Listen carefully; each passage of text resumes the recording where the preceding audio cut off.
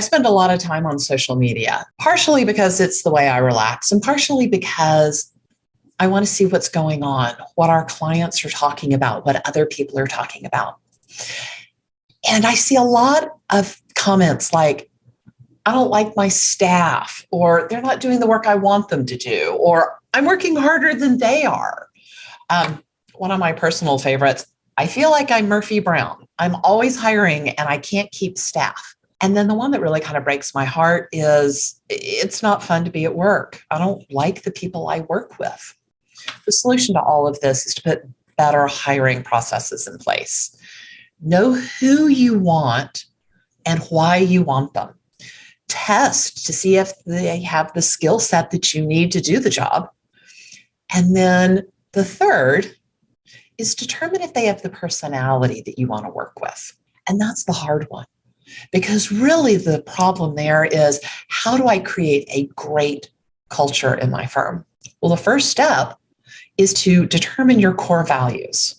When you use them consistently and effectively, when you use them to hire, fire, reward, all of that, it drives the culture of your business. So we had a client, his name is Joe, and his firm wasn't producing. And I came in and I interviewed every single employee and I talked about the culture of the firm. Joe said the culture was about respect and high work product and camaraderie and integrity.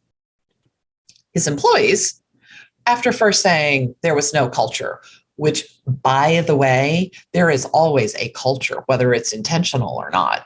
So I dug a little deeper, and they eventually said it was a work environment full of fear, competition, and individualism. Basically, the exact opposite of what Joe thought it was.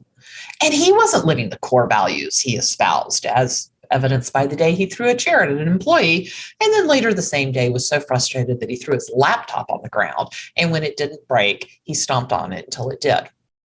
He wasn't demonstrating the culture he wanted. So instead, a toxic culture grew organically.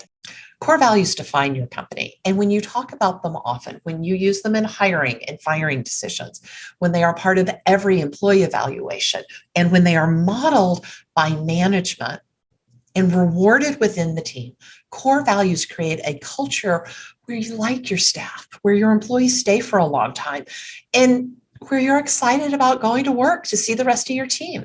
So here's how you create core values. Jim Collins invented this great exercise called the Mission to Mars, and Vern Harnish at Scaling Up has really kind of perfected it. And here's the version that we've adapted for our clients. So you're creating a new team on Mars, and you want them to exhibit the best of your firm.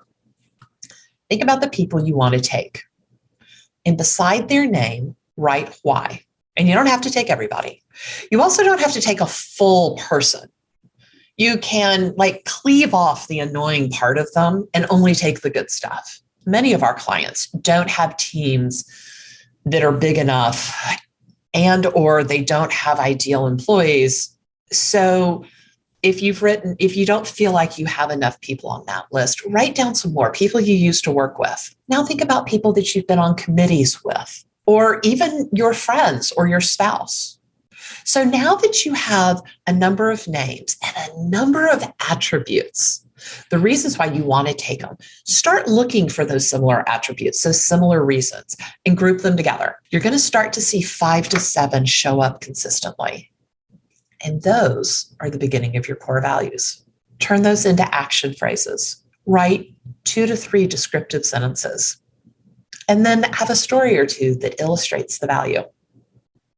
If you want more information on the cost of not having core values and having high turnover on your team, click the link below.